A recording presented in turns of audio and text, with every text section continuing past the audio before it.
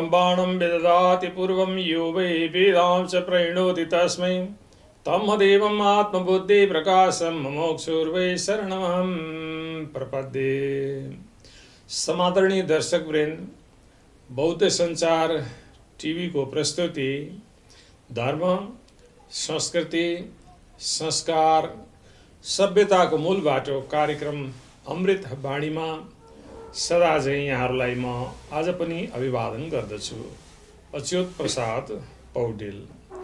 दर्शकवृन्द, आज मैले विशेष एकजना अतिथिको चयन गरेको छु जसलाई राष्ट्रले चिनेको छ र जसले राष्ट्रलाई पनि चिनेको छ, डाक्टर शास्त्र दत्त पन्त।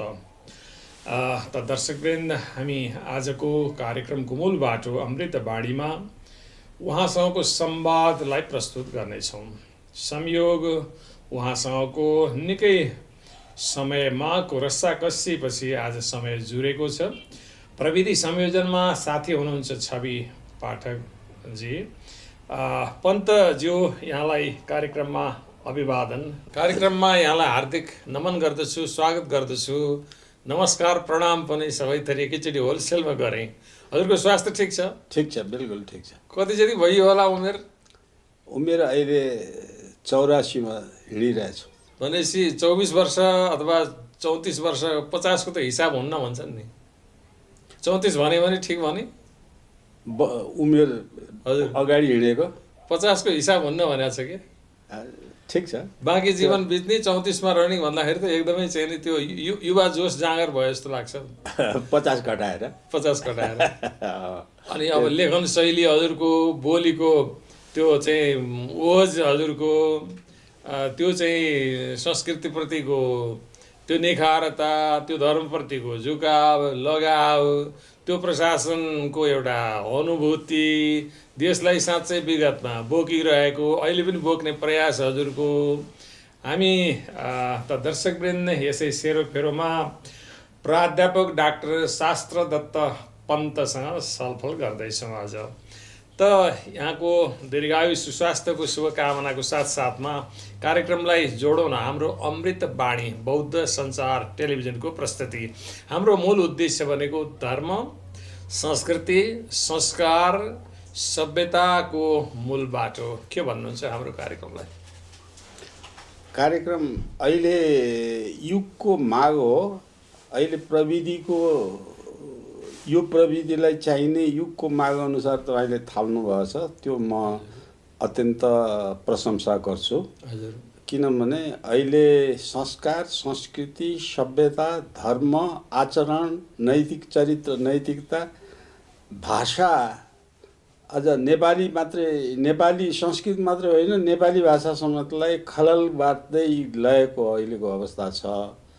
त्यो अवस्थामा चाहिँ जागृत गराउनको लागि अहिलेको प्रविधि सुहाउँदो थालनी जुन गर्नुभएको छ त्यसको लागि म प्रशंसा गर्छु, धन्यवाद दिन्छु यहाँलाई। अनि भनौँ न, हजुरको अतीत निकै प्रशंसनीय।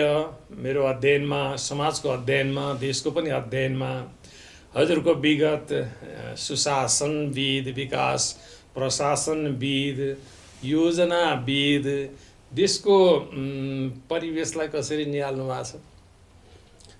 अब अहिलेको परिस्थितिलाई, पछिल्लो परिस्थिति भन्नुहुन्छ भने मैले कुनै पनि सकारात्मक रूप देखेको छैन। सबै कुरा सबै ठाउँमा बिग्रिने, बिथोलिने, भाँडभैलो हुने, अपराध, असामाजिक गतिविधिहरू बढ्दै जाने, अनि वैदिक संस्कार, संस्कृति, सभ्यता, आचरण, पारिवारिक कुरा नै, परिवारको संयुक्त परिवार पद्धतिको, अनि हाम्रो प्राङ्गणिक खेती पद्धतिको समष्टिमा हेऱ्यो भने सबै विनाश भएछ। अब त्यो चाहिँ यो कुरा पनि हाम्रो खाने, लाउने, बस्ने, आचरण गर्ने सबै कुरा वैदिक संस्कारसँग गाँसिएका कुरा छन्। ती कुरा वैदिक संस्कारसँग नगाँसिएर खेतीपाती, पारिवारिक स्थितिका कुरा चाहिँ वैदिक संस्कारबाट छुट्याइएर एउटा उद्योग धन्दा, रोजगार, कमाउ थलो को रूपमा परिणत अहिले भएछ त्यो पक्ष मलाई दुःखद पक्ष नै भन्छु मैले, त्यो पक्ष जसले गर्दाखेरि देशका सम्पूर्ण मानिसको स्वास्थ्य, मुख्य कुरा स्वास्थ्य व्यवस्थालाई र आचरण व्यवस्थालाई विनाश भएछ। त्यो पनि यस्तो तपाईहरु जस्तो गतिविधिबाट त्यसलाई पनि जोगाउनेतिर चेतना बढाउनु, जनतामा चेतना बढाउनु अहिलेको आवश्यकता हो जस्तो लाग्छ मलाई। तर यो संस्कृति भनिसकेपछि मानिसहरूलाई अलि वाक दिग लाग्ने, मेरो घरको छुट्टै सब संस्कार हुन्छ, सभ्यता हुन्छ, मेरो भाषा आफ्नै हुन्छ भनेर नयाँ पुस्ता चाहिँ हलबलिएको अवस्था, विदेश मोह, पटक्कै हस्तान्तरण पुस्तान्तरण हाम्रो संस्कृति नभएको अवस्था, हिजोको परिवेशमा हामी किन रहने भनेर बाबुआमाको काजक्रिया पनि नभएको अवस्था, तमाम युवाहरूको लास खाडीबाट बाकसमा आएको अवस्था, यो के हामीले अब हाम्रो उत्तराधिकारतिर गइरहेको जीवन हामीले यो पुस्तान्तरण हस्तान्तरण गर्न सक्छौँ होला जस्तो लाग्छ केही प्रयास गर्दा? यसलाई गर्नु गरेपछि मान्छेले गरेपछि नहुने कुरा छैन। यो धेरै विनाश हुनेबाट जोगिन्छ पहिलो कुरा। त्यसपछि यसलाई आवश्यकता भएका यसका पक्षहरूलाई फेरि पुनर्जागरण गर्नुपर्ने अवस्था हुन्छ। किनभने नेपालको र भारतको कुरामा अलिकति तात्विक अन्तर छ। भारतले पनि यो धर्मलाई जोगाउनलाई अहिले नयाँ अभियान तिनीहरूले थालेका छन्। नेपाल र भारतकोमा चाहिँ एउटा तात्विक भिन्न मैले देखेको भिन्न के छ भने, भारत चाहिँ 629 देखि 1947 सम्म मुसलमान र इसाईको 1318 वर्षसम्म उनीहरू गुलाम भएर बसे। त्यो सबै कालमा नेपालले गुलामी हुनुबाट जोगायो, वैदिक संस्कारमा चाहिँ यहाँ चाहिँ इसाईकरण गर्नेबाट जोगायो, वैदिक संस्कार संस्कृति मास्नबाट जोगायो।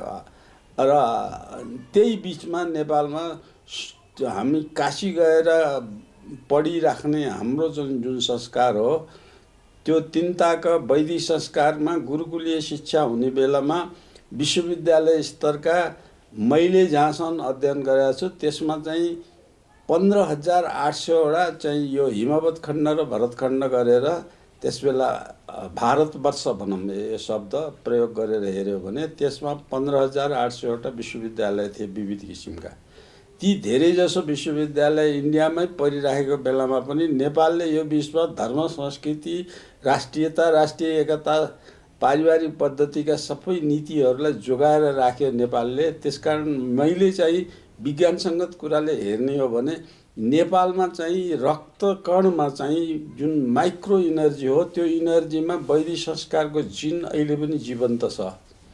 इन्डियामा चाहिँ त्यो प्राय मिचिएको जस्तो लाग्छ। जति यो 1318 वर्षसम्म जति चाहिँ विदेशीको गुलामले शासन गरे त्यसमा दमन गरे, जुन दमन गरेर धर्म, संस्कार, संस्कृति, मठ मन्दिर, संस्कृत भाषा पढ्ने संस्कृत विश्वविद्यालय सबै तोडफोड भए। त्यति मात्रै होइन, उनीहरूको दैनिक आचरण घरमा पनि गर्न नदिने, छोरीहरूलाई बलात्कार गरेर लैजाने, सानै उमेरमा चाहिँ लिएर जाने। मुसलमानको कालमा त झन् ध्वस्त बनाउने काम धेरै अवस्थामा इन्डियामा भयो। त्यस्तो अवस्थामा पनि नेपालमा चाहिँ सद्भाव, वैदिक संस्कारको शान्ति वाचनमा उल्लेख भएका सूत्रहरूको आधारमा नेपालले सद्भाव सबै संस्कारलाई संरक्षण दियो, सद्भाव गर्यो, राष्ट्रिय एकता कायम गर्यो। अनि अनेकतामा एकता भन्ने एउटा सूत्र यस्तो बनाए जुन सूत्र विश्वमा प्रभावित पार्ने कुरा छ, त्यो अहिले पनि जीवन्त छ। अहिले चाहिँ यो पछिल्लो संविधान नेपालमा बनाइसकेपछि त्यो संविधानलाई अगाडि लिएर साम्यवादीका उल्टा नारा भन्छु म।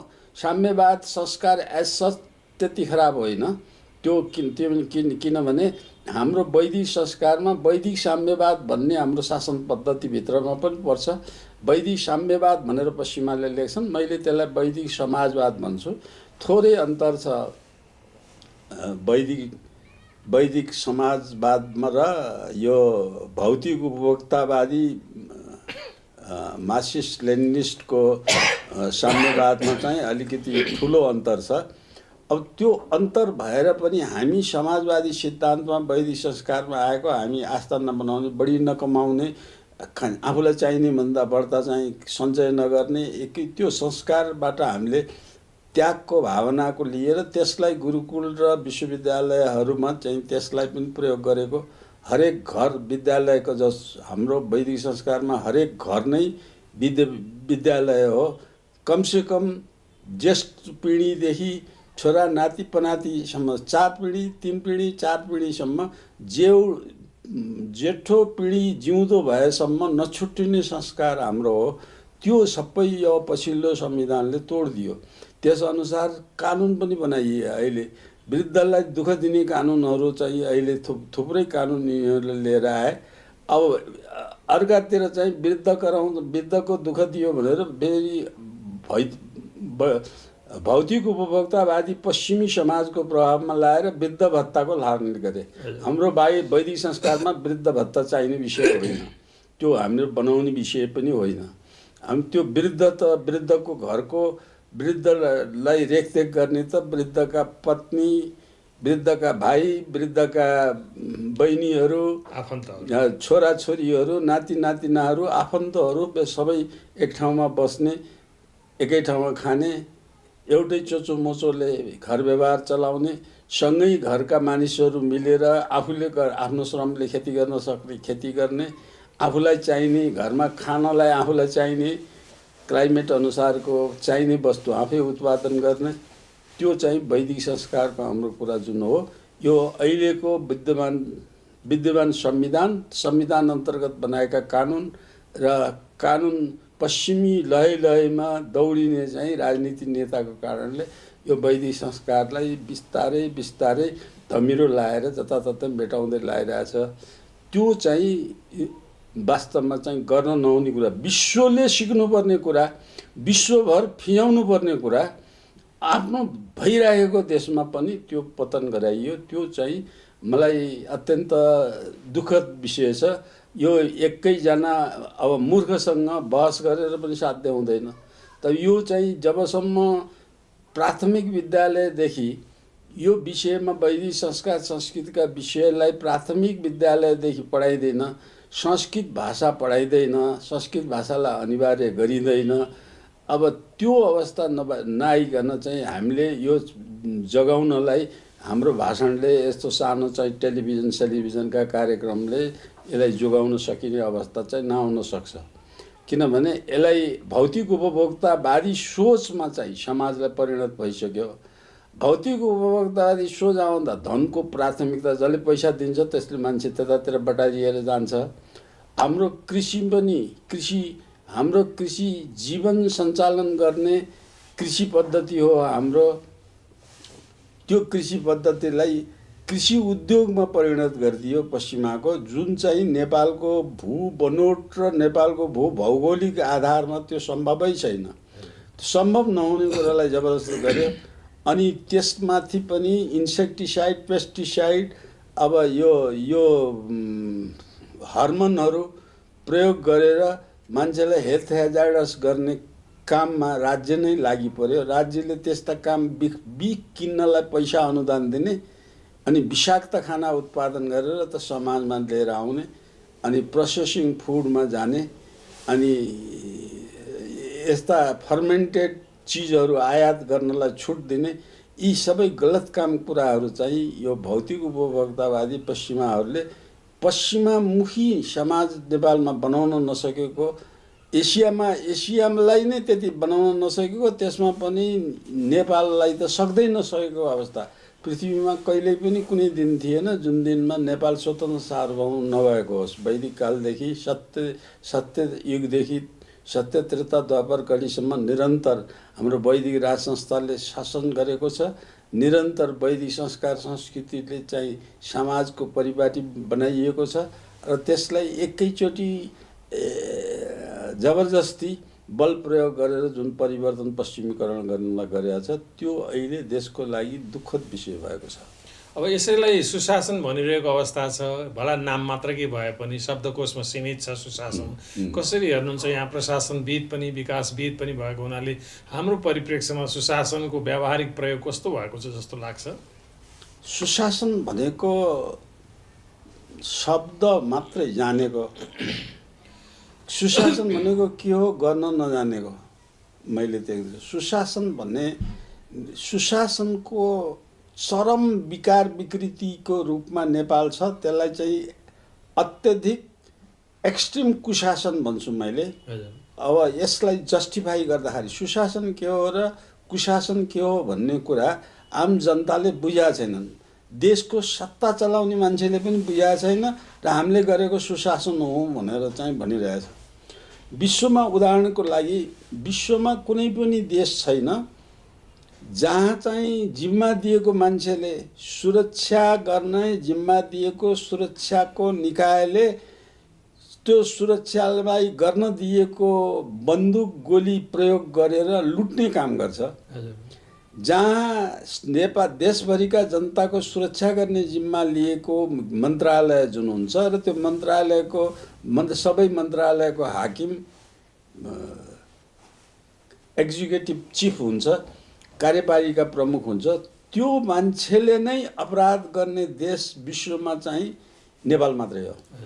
अहिले मैले नेपाल बाहेक अहिलेसम्म मैले पढेकोमा चाहिँ सत्तामा जुन ओहदाको लागि बसेको त्यसले त्यो ओहदाको लागि काम गर्दाखेरि त्यो ऐन कानुनको विपरीत व्यक्तिलाई जस्तो मन लाग्छ त्यसै गरेर व्यक्तिले गरेको काम चाहिँ गलत काम कुरा गर्नै नहुने काम राज्यले गर्ने जुन गरेको छ त्यो नेपालै एउटा देश हो जसमा दुईटा बर्निङ इक्जाम्पल यसमा राख्न सकिन्छ।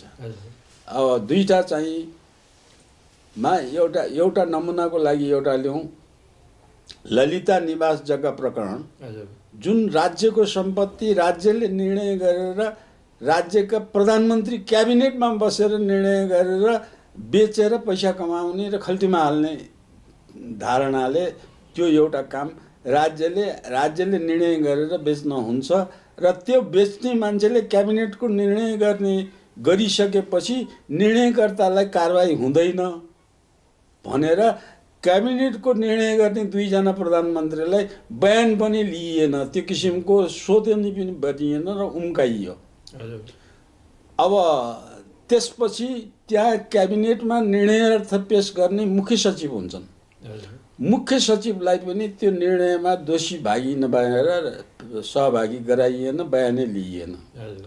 अनि त्यसलाई चाहिँ सुशासन गरेर र त्यो ललिता निवास सरकारी जग्गा सार्वजनिक जग्गा क्याबिनेट निर्णय गरेर बसेर त्यो निर्णयमा चाहिँ हामीले कारबाहीको थाल्यौँ भनेर त्यसलाई सुशासनको उदाहरण दिन्छ कार्यकारी प्रमुखले। अब यो चाहिँ यस्तो कुशासनलाई कुशासन र सुशासनको अन्तर नबुझ्ने, समाजलाई भ्रम गराउने, दलहरूले त्यस्तो काम कुरा गर्ने, प्रतिपक्षले अनि त्यस विषयको बाबतको मेरो हिस्सा कति हो भनेर खोज्ने, त्यसमा कारबाही गर्नलाई प्रतिपक्षले जोगाउने, अनि त्यो प्रतिपक्षले जोगाउने हिसाबमा चाहिँ न्यायालयमा गएर केही जानी न्यायसम्ममा गएका मान्छे। अब कतिसम्म कुशासन भयो भने त्यो जग्गा चाहिँ बेचेका मान्छेले दोस्रो तेस्रो मान्छेलाई बेचिसकेको मान्छे त्यो बेचेको जग्गा ललिता जग्गा बेच्न लगाएर जेल हाल्ने, बेच्न निर्णय गर्ने मान्छेलाई आम माफी दिने। अब यसलाई सुशासन भन्छ कसैले भने त्यो न शासन बुझेको मान्छे हो न नैतिक चरित्रवान मान्छे हो। त्यो किसिमको कुरा चाहिँ यस्तो घटना पृथ्वीमा अर्को कहीँ पनि हुँदैन। पृथ्वीमै मैले देखाएको छु। 193 मुलुक अहिले युएनमा जानेछन्। ती मुलुक कुनै मुलुकमा पनि यसरी राज्यले क्याबिनेट निर्णय गरेर संविधान विपरीत राष्ट्र विपरीत चाहिँ निर्णय गरेर बेचेको यो दुईटा घटना विश्वमा कहीँ नभएका घटना छन्। त्यसमध्ये यो एउटा घटना हो। अब क्याबिनेट निर्णय गर्नेले क्याबिनेट निर्णय गरेको मान्छेलाई दण्ड हुँदैन, जे पनि निर्णय गर्न पाउँछ भन्ने नजिर स्थापित गर्यो यसले।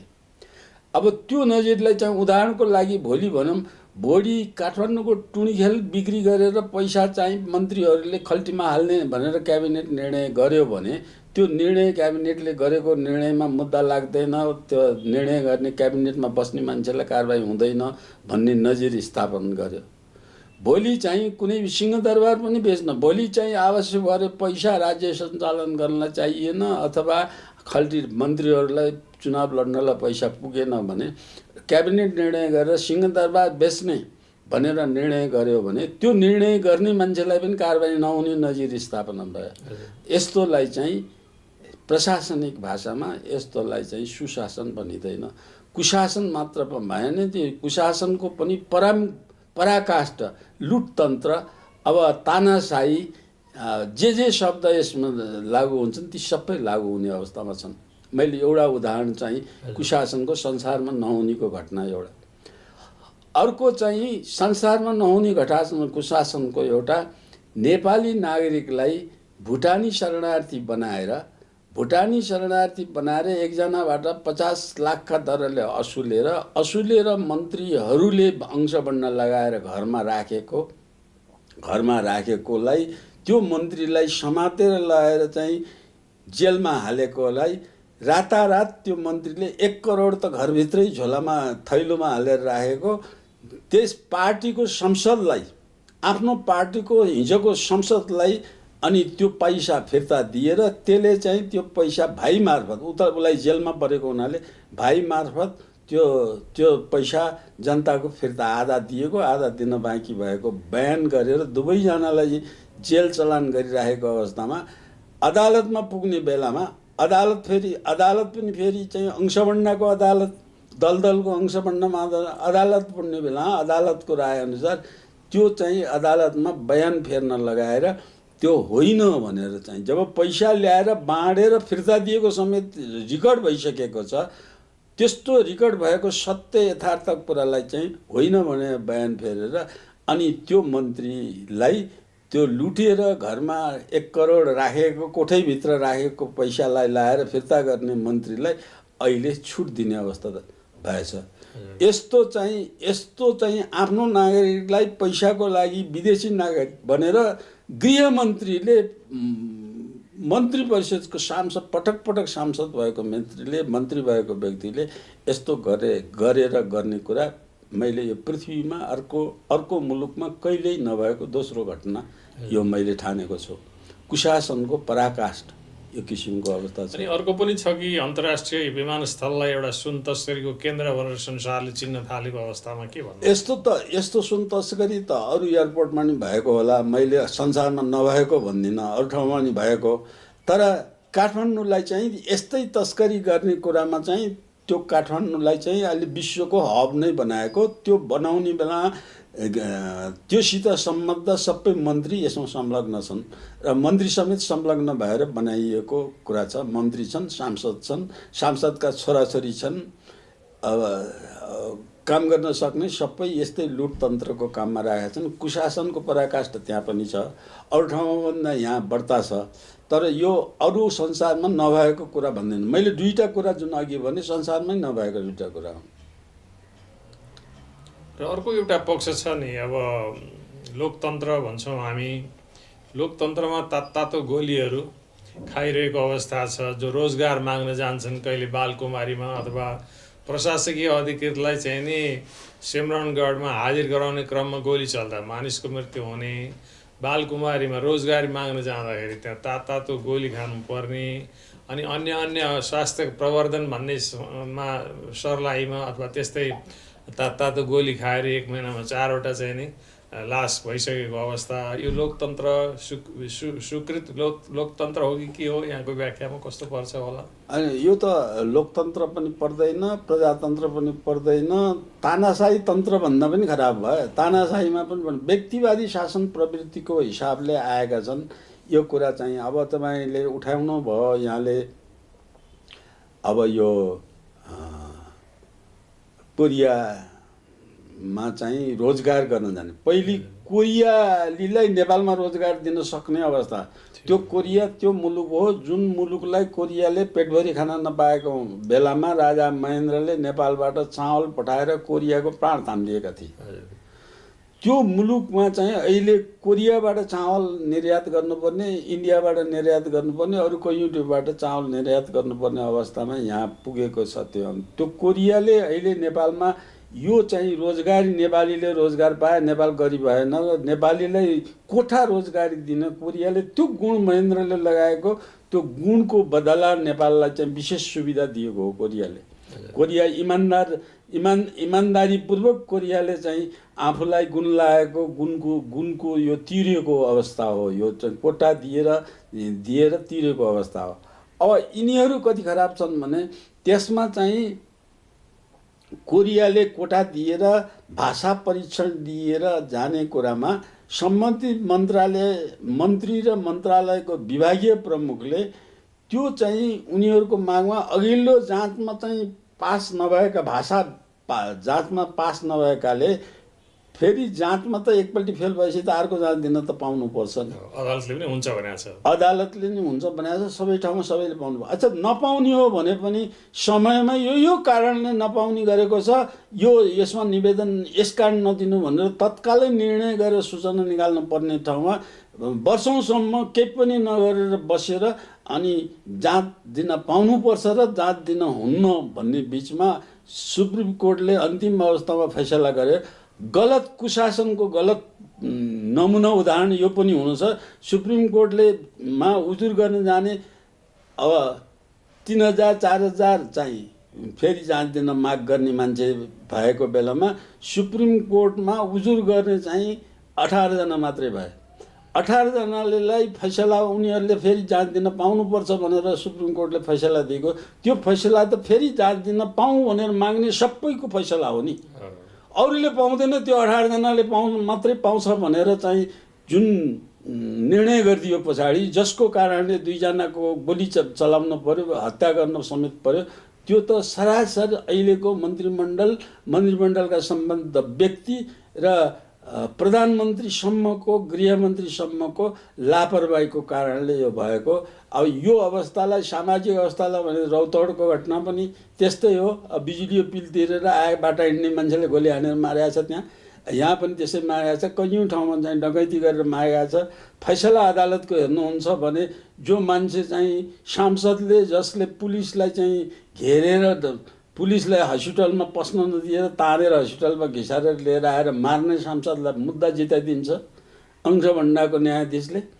अनि त्यसको बराबरी विपक्षीको त्यो मुद्दा जिताइदिएपछि यो चाहिँ अघि मैले भनेको भुटानी शरणार्थी बिक्री गर्ने को गृहमन्त्रीको ओहदासम्ममा बसेको मान्छेलाई यतातिर छोडेर सहलतामा दलको निर्णय अनुसार सुप्रिम कोर्टले फैसला गर्ने र सुप्रिम कोर्टको बयान फेरेर त्यो सुप्रिम कोर्टलाई चाहिँ भन्ने खालको। अनि यहाँ चाहिँ अहिले अवस्था सुशासनको न्याय सेवा, अब न्यायालय र न्याय सेवा राख्नुपर्ने आवश्यकता देखिएन।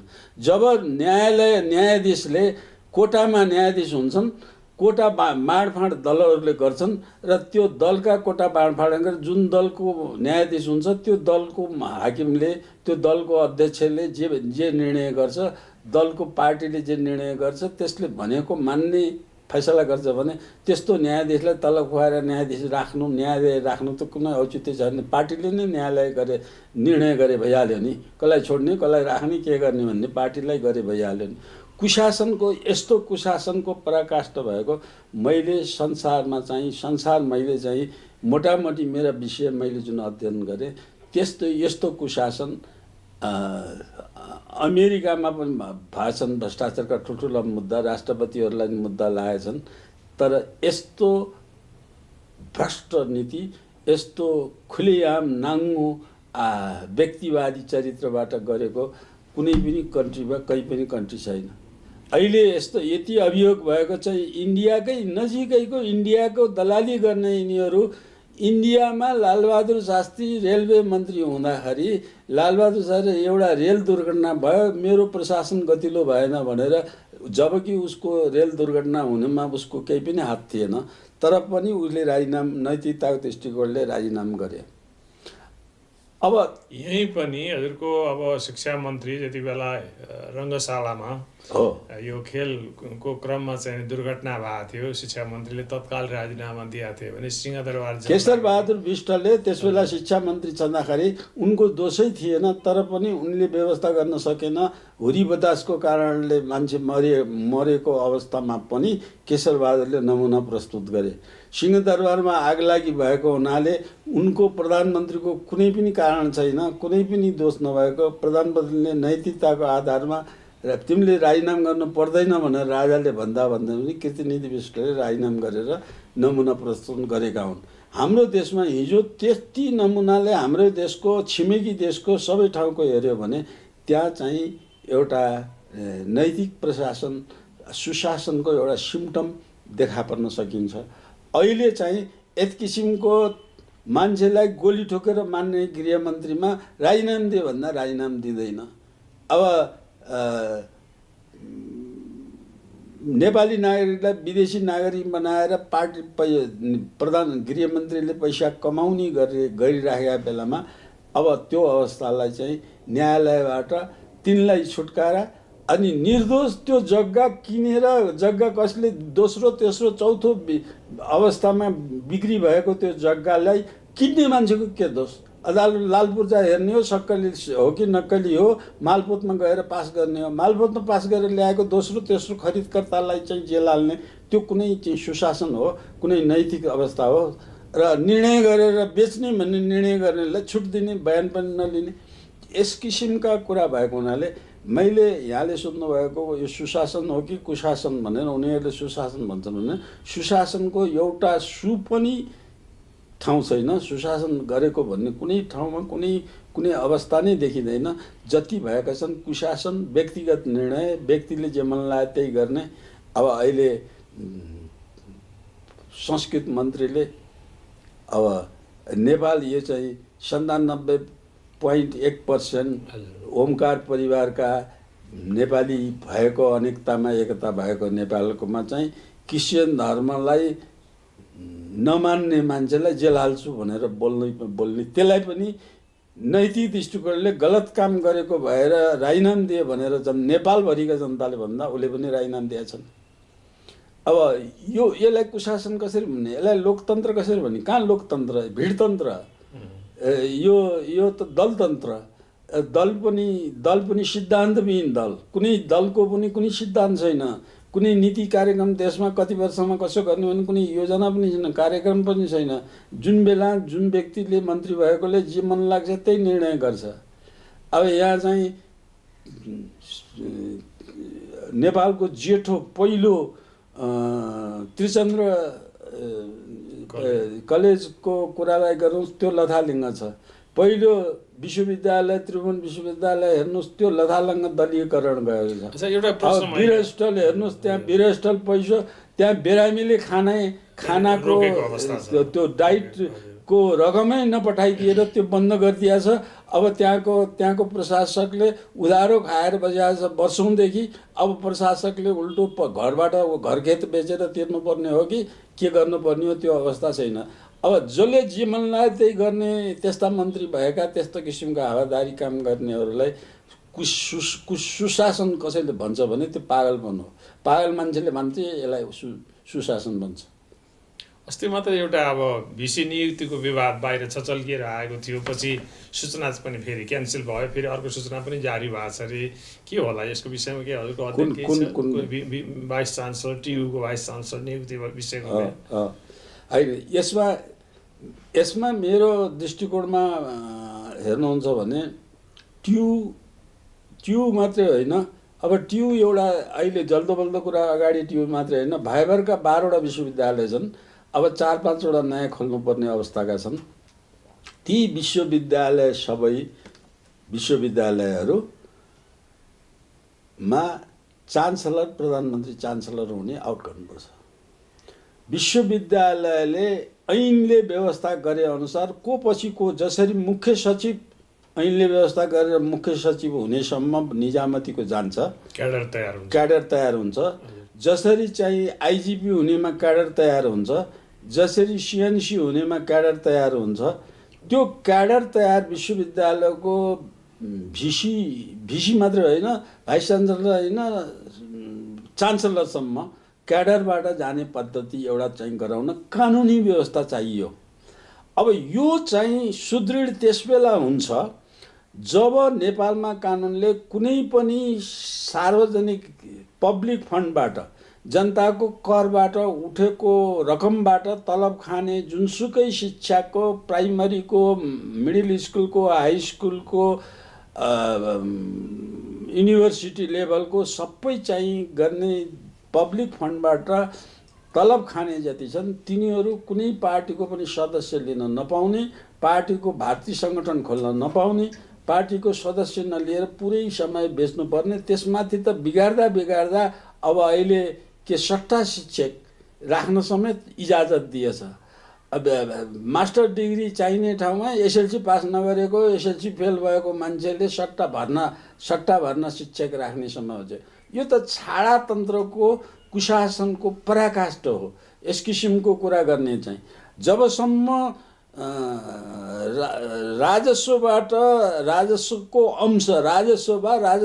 अंशबाट तलब भत्ता खाने मान्छेलाई कुनै पनि दलको सदस्यता बनाउन पाइँदैन भन्ने कानुन न त निर्माण गरिँदैन, तबसम्म दलका भरौटे हुन्छन्, उनीहरूले पढाइ बिग्रिँदैन। त्यति एउटा कुरा गर्ने बित्तिकै विधि अनुसार लोकसेवाबाट शिक्षकहरू आउने प्रावधान बनाउने बित्तिकै अनि त्यसलाई चाहिँ प्रशासकले संयम गर्ने, सुपरभिजन गर्ने व्यवस्था एउटा बनाउने बित्तिकै शिक्षा पद्धति प्राइभेट र निजीको गुणस्तर तलमाथि हुँदैन, एउटै स्तरको हुन्छ। त्यो सबै नबनाएर एउटा चाहिँ हचुवा गभरा अहिले चाहिँ पार्टीको भागभण्डा गर्दिन भनेर मुगले भनेर कानुन केही पनि नबनाइकन पार्टीको भागभण्डा जान्छ भनेर अहिले युनिभर्सिटी जुन लागत गर्न लागिरहेको छ, त्यो त पार्टीबाट अस्तित्व त हुँदैन नि त। अहिले जसैले बनाएको त्यसो पार्टी हुनै नपाउने लियो भने सो त पद जाने हुनु पर्यो, सो त बर्खास्त हुनु पर्यो। अनि त्यसको निरीक्षण सुपरभिजन गर्ने पद्धतिको विकास हुनु पर्यो, संयन्त्र तयार गर्नु पर्यो, कानुन त्यस्तो हुनु पर्यो। त्यो गरे पो हुन्छ। त्यो एउटा लट्ठक कार्यपालिका प्रमुखले चाहिँ सुशासन हो, यस्तो हामीले गर्दैछौँ, अब यो अंशभण्डा भागभण्डा गरेका छैन भनेर भन्ने, अनि त्यहाँभित्र फेरि त्यस्तै काम गरेर गर्ने भएपछि त कानुनले गर्न नपाउने हुनु पर्यो कि। त्यो कुनै पार्टीको सदस्य भयो भने त्यो पार्टीको भागभण्डाको न्यायाधीश पनि खारेज हुनुपर्छ, भागभण्डा गर्ने पद्धति नै हुँदैन। न्यायाधीश नियुक्ति गर्ने जुन चाहिँ संविधानले व्यवस्था गरेका छ, संवैधानिक परिषदको जुन व्यवस्था छ, त्यो सबै खारेज हुनुपर्छ। त्यो व्यवस्था जम्मै चाहिँ पहिलेको जस्तै व्यवस्था गर्नुपर्छ। निष्पक्ष न्यायाधीश हुने भन्नुपर्छ। अहिले त न्यायाधीशलाई चाहिँ त त्यो लुटेर यसरी पैसा दिने, त्यसलाई छोडिदिने, लुटेको पैसा आधा त्यसलाई फेरि न्यायाधीशलाई दिने, त्यो त पद्धति खुल्यामै यस्तो गलत पद्धति भयो नि। अनि न्यायाधीशले चाहिँ त्यही पैसा अंशभण्डा लिने, पैसाको अंशभण्डा लिने, अंशभण्डा लिएपछि हार्नेलाई जिताउने, अपराधै नगरेको मान्छेलाई अपराधी बनाउने, अपराध गरेको मान्छेलाई छुट दिने।